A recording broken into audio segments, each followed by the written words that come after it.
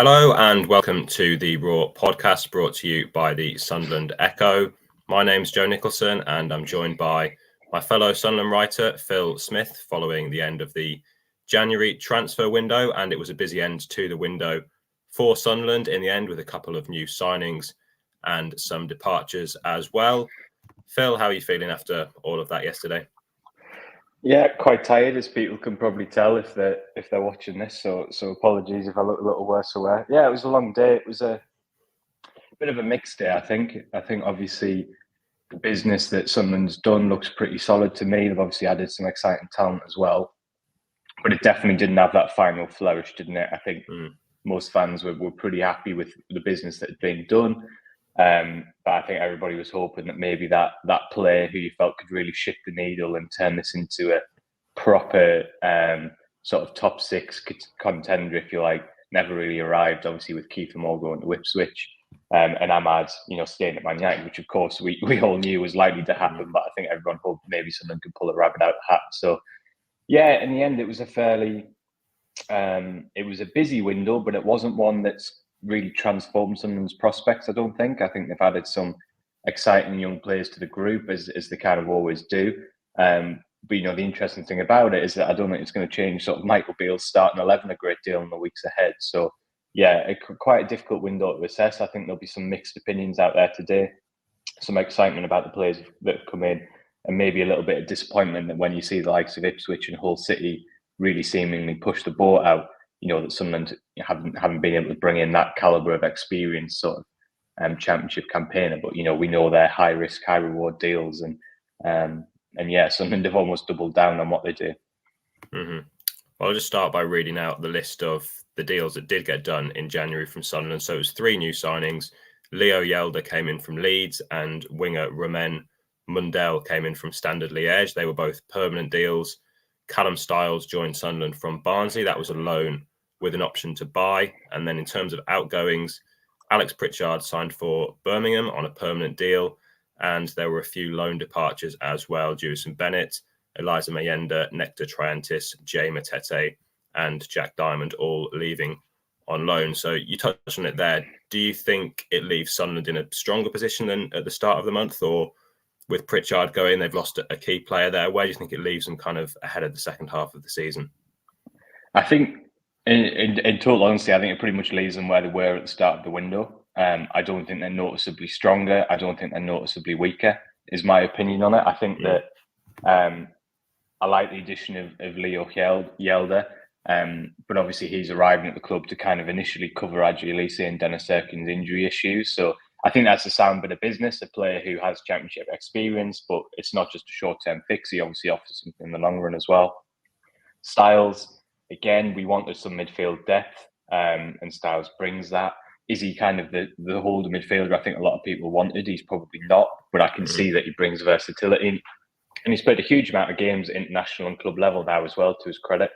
But is he going to go straight into the team past Neil, Ekwa and Job? I think that's debatable. And then obviously Mundell as well looks to me more like a medium to sort of long-term signing, as we saw with Pierre Ekwa last year, where he gets a bit of time to sort of settle in, hopefully start pushing through towards the end of this year and then really compete for a place next year. So I think, I think they've added some good depth and some good versatility and some good talent to the squad. But I think hand on heart, it's very difficult to say that they're stronger than they went into the window. I suppose one thing you could say is that while I was one of many really who would have liked to have seen an established striker come in, I suppose we have seen some promising signs from Reeson and Burstow in the last few weeks. So maybe that situation doesn't look quite as critical as it did sort of when we first came into the month. But it does put an awful lot of pressure on those two players. So, it sounds negative to say Sunderland aren't stronger than they were at the start of the window. I suppose it is to an extent, and there's obviously reasons for that. But yeah, I don't think it's a window that's dramatically changed Sunderland's prospects in terms of whether they'll make the top 6 or not. Mm-hmm. Well, you did mention Kiefer Moore, and that was the big disappointment, I suppose, that there wasn't another striker that came in. We know that Sunderland were interested in a loan deal for Moore, but he instead signed for Ipswich, who were ultimately able to pay more of his wages. Was that ever a deal really from Sunderland's point of view that looked on during the window, and did they kind of have other targets behind him? Yeah, well, I think there's two things to say on that. It was definitely definitely a deal they would have liked to have done, I think. But at the same time, I think there was an understanding early on that realistically, once teams as Ipswich, who are willing to invest heavily in the squad, whose owners, I think it's fair to say, are prepared to underwrite significant losses and take more risks, if you like, in the market. I think someone knew at that point that there was always a chance he would end up there or elsewhere. So there were definitely the targets. But the reality of this window is that a lot of Championship teams were fighting for a very, very small pool of players. And of course, what that does is it drives the prices up considerably. And what we should say is that, Sunderland weren't the only team who struggled to land a striker on deadline day because of the availability of players and the cost of players. And, Sunday's opponents, Middlesbrough, I think as well, weren't they? Were another team who were very, very keen to add another striker if they could, but just found that financially the options just weren't viable and that the sort of the value additions weren't there. So I think it's important when we talk about Sunderland that we say, they're not the only club who struggled to find sort of proven players in that position and land them. There's a lot of clubs in the Championship in that boat. So, yeah, I think that certainly it's a deal they would have liked to have done. I think it's disappointing that they weren't able to compete in the end for that. I think everyone understands that the way they are operating is very, very different to, say, a Hull City or an Ipswich. You're seeing Hull bring in players like Ryan Giles is obviously coming in the window. These Fabio Carvalho, their losses are going to be significantly bigger, I would wager, than Sunderland's, and that's sort of the risk that all owners have to weigh up. Sunderland's sort of view is that they believe that they can punch above their weight, which is something that they've done for the last 18 months to their credit, and also that in doing it this way, they limit the risk of being hampered significantly in future windows. So it's one of those, it's a debate that's going to rumble on. This January window certainly hasn't brought an end to that debate, and I suspect we'll be debating it again in the summer. Well, we mentioned the signings that Sunderland did bring in. Yelder and Mundell both signing long-term contracts, coming in on permanent deals. The Styles one is maybe a more interesting one, coming in on loan with an option to buy at the end of the season. Is that just to kind of see how he does during the second half of the season and then see if he's kind of ready for Sunderland to sign come the summer when they're maybe kind of will know what division they're in and kind of will know Sunderland's ambitions for the next season? Yeah, I think there's an element of that, of seeing how he goes. I think from Sunderland's perspective, he's a player who is established at Championship level. So he's a known quantity, if you like. And I think obviously in that window, that was something that they were looking for. I think in terms of a loan with an option to buy, I think the situation was Styles hasn't played a huge amount for Barnsley this season just because there was so much uncertainty over his future in the summer. He's obviously had a bit of illness recently as well, which someone mentioned in their statement when they signed him. And I think that ultimately he wants to be playing for Hungary in the Euros this summer. And so I think for his international prospects, it was really important for him to sort of step up the level. And I think given the fact that he hasn't, for a lot of reasons, featured significantly for Barnsley this year, I think that Barnsley were quite happy for him to go and take out that opportunity. From Barnsley's perspective, they'll be looking at it going, well, if he goes there and impresses, that's obviously going to drive up his value, because the market clearly wasn't there for him in January that they might have liked in terms of a permanent deal. So it's one of those where I think it probably does suit all parties. Styles gets what he was looking for, which is to play at a higher level for the next few months. Sunderland get versatility and depth and a good chance to look at him close up before they decide in the summer. And, from Barnsley's perspective, it's an opportunity to kind of put him in the shop window, if you like, ahead of the summer. Yeah, as you mentioned before, it'll be interesting to see just how much he does play, because Dan Neil and Pierre Ekwa have formed that partnership in midfield, and they kind of appear Sunderland's first choice. But as you mentioned before, Styles, he's versatile. He has played at left back earlier in his career, although Sunderland have brought in Yelder there. But moving on to outgoings, one that seems pretty inevitable going into transfer deadline day was Alex Pritchard. He completed his move to Birmingham, signing a 2.5-year deal there. He, of course, requested to leave the club before Sunderland's game against Stoke last weekend. And it kind of seems a shame that it's kind of ended this way, with him kind of making that transfer request and then leaving the way he did. But it seemed to suit all parties, didn't it, on deadline day for him to go to Birmingham. He was into the final year of his contract as well. So it seemed to kind of suit everybody that move got done. Yeah, I think it was really telling, wasn't it, in terms of both what Pritchard put out yesterday, what Sunderland put out yesterday. There seemed to be a real concerted effort, I think, to almost shake hands and draw a line under what had happened and try and move forward on good terms, because Pritchard obviously was a brilliant player for Sunderland and he was an absolute central part, not just getting out of League One, but establishing themselves in the Championship. And over the last 6 weeks, he's been up there with, other than Jack Clark, arguably Sunderland's most consistent player. So it would have been a real shame for him to leave on a sour note. I think that ultimately, I think a week or so on from all that drama, I think we have a fair assessment of what's happened, in that ultimately Pritchard and Sunderland were just at different stages. Sunderland were happy to offer him one more year. They feel that was fair, given the other options they've got in those positions, the business they're going to want to do in the future. But for Pritchard, a 2.5-year deal on what is a good contract at Birmingham City is an outstanding opportunity for where he is at this stage in his career. And so I think realistically, you can understand why he wanted to pursue that, even if I think for everybody it leaves a bit of a sour taste the way it ended in terms of not playing against Stoke last weekend. So I think it was a real shame. And it is an interesting one from a Sunderland perspective, because theoretically it's a position in which they are really well stocked. They've got Al-Shish, they've got Bradley Dack, they've got Job, they've got Chris Rigg, which is an important part of that, because I know there's a desire to sort of get more minutes for Chris Rigg in the second half of the season as well. None of those players have matched Pritchard's consistency over the first half of the season. Job, I think you would say, probably has.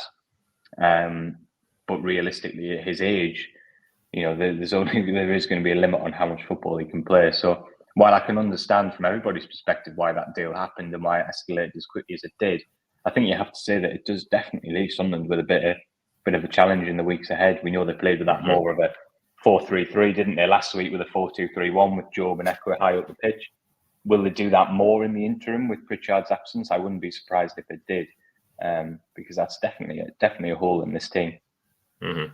I mean, we had seen Pritchard play on the right in recent weeks. They've now obviously signed Mundell from Standard Liège. Do you think Sunderland were trying to sign another playmaker? As you say, they're kind of well stocked in that position, but do you think they'll now see Mundell as kind of a replacement for Pritchard? Not directly, but someone who's another kind of attacking player that comes in and fills that spot in the squad? I think to a certain extent, I think the reality is that they built a squad for this season thinking that Pritchard wasn't going to be in it, because when Pritchard asked for a long-term deal, a new contract last summer, and someone said they didn't want to do it at that stage, the expectation coming off the back of that meeting is that Pritchard would pursue other options. So that's why someone sort of signed Dack, who Mowbray was very keen to bring in and thought could have a real impact, Al-Shish, Job. And ultimately, if you look at the squad now, when Roberts is back injured, back from injury, Sunderland have quite a lot of options in the wide areas, don't they? They've got Barr, they'll have Roberts, they'll have Clark, and Mundell just comes in that mix, doesn't it? And I think I do like the way that they get players in the building, especially the younger players who aren't immediately required to be first team regulars. I think that's a really helpful process to take a bit of the burden off them. And I think we saw that with Ekwah last year, didn't we? Where he had a few months to acclimatise before he was realistically being asked to make an impact. Arguably, you could say that maybe the issue this season with the strikers is that because of the way things turned out, they weren't able to give them that time. They all had to pretty much come into the team as soon as they were fit and available. So I can understand. I don't see Mundell as a Pritchard replacement at all. I think realistically, they felt they were carrying more than enough players in those positions. And that was partially why eventually they were happy for Pritchard to go. And I think it just allows Mundell to sort of settle and be integrated without a sort of huge pressure to come straight into the team and try and hit the ground running, which we know isn't easy for to do when players don't have a huge amount of senior experience. Yeah, we've seen that with a few players, haven't we? You mentioned Ekwah, Tri Hume as well was another one that came in and kind of had a year to kind of bed in to the squad before becoming a first team regular. But you mentioned the strikers there, and perhaps probably is maybe a bit of a surprising one. One of the exits at the end, Mienda leaving, does leave Sunderland a striker short. Obviously, they weren't able to bring in another more experienced striker. But what did you make of that one? I think he's made 8 championship appearances. He came back from an injury from pre-season, but allowed to leave and leaving Sunderland a man down. But he will get more first-team exposure there at Hibernian, probably. Yeah, well, I suppose the strange aspect of it was that when we spoke to Bill a couple of weeks ago, the theory was that it was Hamir who would probably benefit from a loan, and Mienda would be the one who'd benefit mostly from just sort of staying on weir side and integrating into the setup. But of course, that's not always how it works out, and Mienda was the one who had that interest. I have to say that I personally don't really have an issue with that deal. I think it probably makes sense. I think the way I would put it is, yes, it leaves Sunderland to strike it down from what they had. But from what we've seen from Beale so far, and even Dodds and Mowbray before him, if they picked up a couple of injuries, would he go with Mienda starting in a big championship game? Or would he look to play Job or maybe a Bradley Dack if he's fit up front? From what we've seen, I would suggest that you'd probably go with a Job or a Bradley Dack. So in that scenario, it's very difficult to see Meander getting regular minutes between now and the end of the season, and therefore I think it's probably a good idea to let him go and play more regularly. Obviously, the slightly strange aspect of it is that wasn't the plan, and that's obviously what's changed later on. Whether that's because there wasn't much interest in him here at this stage, I don't know. Yeah, so I actually think that's a sensible deal. I don't have a problem with it, albeit it was one that we certainly didn't see coming because we've been told the complete opposite not that long before. Mm-hmm. Yeah, I think the Triantis one as well looks like a sensible one. He'd made only one championship start, so. And Sunderland now seem well stocked at centre back, don't they? With obviously O'Nien and Ballard, Yelder coming in, Sealt can play there as well. So that seemed like a sensible deal. The Matete one going to Oxford. Obviously, he's come back from this long-term injury. He signed a long-term contract when he signed for Sunderland back in 2022. Do you still see there's a future at the club for Jay Matete? Obviously, he's had this injury setback. The plan will be for him to go out on loan to Oxford and get regular game time, but now with Styles coming in, obviously there's a decision to be made on him at the end of the season. Where do you kind of see Matete's future at Sunderland? I think Sunderland have left their options open, haven't they? They haven't. The business they've done over the last couple of days hasn't committed to that either way, which I think is probably sensible. There's obviously a question mark. We haven't yet seen if Matete has really got it at championship level, and that's not his fault at all. It's just the way things have panned out with injury and what have you. He's never really had a sustained run. So I like that option of, I think ideally, would you have preferred to see him to go to a championship club to test himself at that level, and maybe a team towards the bottom end and see if he could really impact it and show what he's made of at this level? I think that would have been ideal, but obviously you need the clubs to take him on, don't you? So, ultimately, I think it's a very pragmatic decision whereby he's going to go and play, it's going to be in a decent side at a decent level. And I think what this does is it gives someone a good option to have a look at Styles closely. It gives them a good chance to assess whether they think Matete is back to the level that he was at last pre-season when he was pretty close to being involved with the first team before that injury. I think it's I would describe it as a pragmatic decision. It's a bit of a win-win for both parties. If someone ultimately decide that Matete is not a part of their long-term plans, then hopefully the fact that he's playing regularly will enable them to get the best possible move this summer. If it doesn't really work out with Styles, and Matete shows that he's back to that level, and obviously it's pretty easy for someone to shuffle the pack. Mm-hmm. Well, we'll just throw it ahead to this weekend's game. Sunderland are away at Middlesbrough on Sunday. You're going to be going to speak to Michael Beale after this, Phil, to attend his pre-match press conference. In terms of the new signings, can you see any of them maybe starting? Would you say maybe Yelder could come in at left back and Mundell and Styles being in the squad? How do you see it kind of shaping up kind of a few days out from the game? Yeah, my gut instinct tells me that he'll go with an unchanged side, personally. Okay. I think with Sealt impressing, and doing a decent job in the last couple of games at right back, my instinct is, especially against the opponent of Middlesbrough's calibre, that, Beale might just look for a bit of continuity, a bit of stability, and to let those players have more time to integrate. Mm-hmm. I think you're right in that if he is going to make a change, Yelder is definitely the one I think who's closest to coming in, and that would obviously allow Trey Hume to go over the right flank. Callum Styles, we know obviously he's had minor surgery on his appendix recently. We're told he'll be fit very soon, but whether he's quite ready for this weekend remains to be seen, because obviously he's missed the last couple of Barnsley games as well. So Mundell, I'm pretty sure, will be in the squad. The squad was very, very light last weekend, wasn't it? So it's a great chance to just bring him into the group and give him that taste for matchday experience. So my gut tells me it'll be a very, very similar side, if not unchanged to last week. But certainly, if one of those players is going to come in, I would expect it to be Yelder. Mm-hmm. Yeah, and Mundell will probably give them another attacking option off the bench, which maybe they lacked last week, even though they were ahead in the game. But Phil, thanks a lot for joining me on the latest episode of the Raw podcast. And you can read Phil's pieces this afternoon when he attends Michael Beale's pre-match press conference. And we'll have more build-up to that game against Middlesbrough on Sunday, as well as more reaction to the end of the January transfer window. So if you like what we do, you can consider leaving a review wherever you listen to your podcasts, on YouTube, Spotify, or wherever you listen to those. So once again, thanks a lot for listening to the Raw podcast.